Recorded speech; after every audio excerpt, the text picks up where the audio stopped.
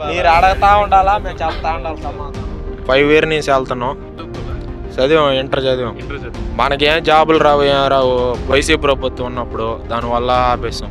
Corona పాస్లోనే ఆపేసాం. చదువుకుంటే బాగుండేది కదన్నా. చదువు ఏం లాభం, ఏం జాబులు రావట్లే, ఏం రావట్లా. ఏటకు పోయి తేవాల 10 రూపాయలు.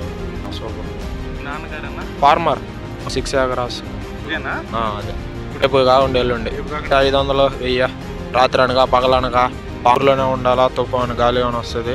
మనం ఉన్నాము పన్నపూడి పెద్దపాలెము పైడేరు చెరువు దగ్గర. ఇక్కడ కొంతమంది మత్స్యకారులు ఉన్నారు. వారితో మాట్లాడి మరిన్ని విషయాలు మనం తెలుసుకుందాం. మీ పేరు? కుమారి శ్రీహరి. కుమారి శ్రీహరి. ఇక్కడ మీరు ఎన్ని సంవత్సరాల నుంచి వేటకి వెళ్తున్నారన్నా? ఒక 5 ఇయర్ నుంచి వెళ్తున్నాం. 5 years నుంచి. మీరు ఏం చదువుకోవాలా? చదివాం, ఇంటర్ చదివాం. ఇంటర్ పైన ఎందుకు ఆపేశారు? మనకేం జాబులు రావు, ఏం రావు. వైసీపీ ప్రభుత్వం ఉన్నప్పుడు దానివల్ల ఆపేసాం.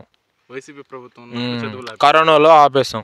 కరోనా పాస్ అయిపోయారు కదా కొంతమంది. కరోనాలోనే ఆపేసాం. కరోనా పాస్లోనే ఆపేసాం. కరోనా పాస్ అయిన తర్వాత ఆపేసాం.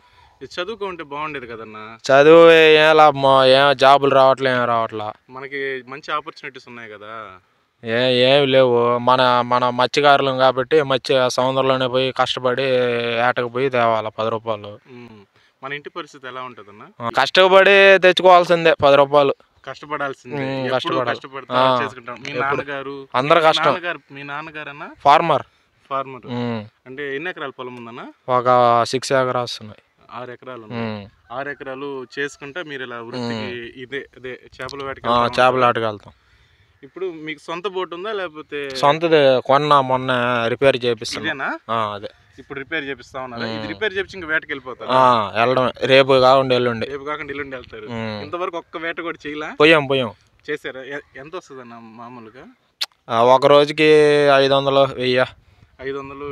ఒక నైట్ పగల దోమలతో, రాత్రి అనగా పగలనగా పాములనగా ఏమనగా కష్టపడాలా. తేవాలి డబ్బులు వెళ్తారండి ఈ చిన్న బోట్ లో. ఇది చిన్నది. 2 వెళ్ళొచ్చు, 3 వెళ్ళొచ్చు. దీనికి ఇంజిన్ ఏమి ఉండదా? మనం పెట్టుకుంటే ఉంటది. మనం చేతితో తోలా బలతో వేస్తాం. తెడ్డుతో వేసుకుంటే పోతా ఉంటాం. మీరు 4 సంవత్సరాల నుంచి వేట చేస్తా అన్నారు కదా. మీకు మత్స్యకారుల ఐడి అని చెప్పి ఇస్తారు. కార్డులు ఉన్నాయి. మీకు మత్స్యకారు భరోసా వస్తుందా? వస్తుంది. ఎంత వస్తుందన్నా? ఇప్పుడు టీడీపీ ప్రభుత్వం కదా, అంతా ఒక 20,000 ఇస్తున్నాడు. 20,000 ఇస్తున్నారు. అంటే మీరు ఒక సంవత్సరంలో వేటకి కొన్ని నెలలు అనేది నిషేధిస్తారు కదా, వేటకి వెళ్ళకూడదు అని చెప్పి గవర్నమెంట్. అదే గవర్నమెంట్ నిషేధించినప్పుడు అప్పుడు ఏమన్నా నెలకి ఇంత అమౌంట్ అని చెప్పేసి ఇస్తారా? ఇస్తారు. మీరు ఊర్లోనే ఉండాలా, తుఫాను గాలి అని వస్తుంది, ఇంత అమౌంట్ వేస్తారు ప్రభుత్వం. ఇప్పుడు మొన్న రీసెంట్ గా తుఫాన్ వచ్చింది కదా, మైదా తుఫాన్ కి మన వాళ్ళందరూ ఇళ్లలోనే ఉన్నారా? ఇళ్లలోనే ఉండి అమౌంట్ మాత్రం ఇవ్వలేదు, బియ్యం కట్టలు ఇచ్చారు. అయితే మన జీవనానికి ఏదో ఒక సహాయం చేశారు.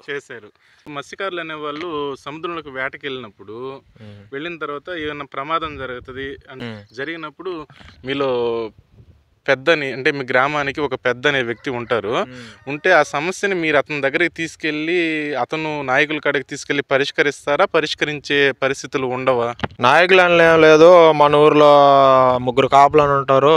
ఏదైనా కాపులు ఈ సమాధానం చెప్తే దాన్ని సాల్వ్ మాట్లాడుకొని, గ్రామ పెద్దలు కాపులు మాట్లాడుకొని దానికి మీటింగ్ వేసి చేస్తారు. అంటే మీటింగ్ అంటే ఎంతమంది? గ్రామంలో ప్రజలందరూ వస్తారా లేకపోతే? ప్రజలందరూ వస్తారు. ప్రజలందరూ వచ్చి యూత్, పెళ్లి కాని వాళ్ళు, పెళ్ళైన వాళ్ళు, ఏదైనా కాపులకే చెప్పుకోవాలా. ఏదైనా పోలీసు వాళ్ళకి సంబంధం లేదు. ఏదైనా మన కాపులు ఉన్నారు, 3 కాపులు పెద్ద మనుషులు ఉన్నారు. ఏదైనా మనకే ఉంటది ఊర్లో. ఏ సమస్య వచ్చినా కానీ కాపుల దగ్గరికి వెళ్ళేసి మనం సమస్యను చెప్పుకోవాలి. చాలు, మన సమస్య ఏంటి అది చెప్పుకోవాలి. ఇప్పుడు కాబోక్కన మనం వేటకి వెళ్ళినప్పుడు జరగరాంది జరిగిన తర్వాత ఇప్పుడు వాళ్ళకి గవర్నమెంట్ నుంచి రావాల్సిన ఫండ్ కానీ ఏమైనా కానీ అటువంటి ఈ పెద్దలు మాట్లాడే మీద అంటే వాళ్ళకి న్యాయం చేస్తారా లేకపోతే చేయరా? పెద్దలు పోయి అడిగి, ప్రభుత్వం ఉంది కదా, ప్రశాంతమ్మ గారు ఉన్నారు కదా, మేడం ఎట్లాగైంది, మత్స్యకారులు కదా మేడం, సముద్రంలో ప్రమాదం అయింది, సముద్రం వచ్చేసి పడవలు పోయాయి, ఏదైనా మీరు కొద్దిగా అమౌంట్ ఇస్తే దాన్ని కట్టుకుంటాం, చేసుకుంటాం అని కాపులు పోయి పేపర్ ఇస్తే దానికి తగ్గట్టు చేస్తుంది గవర్నమెంట్.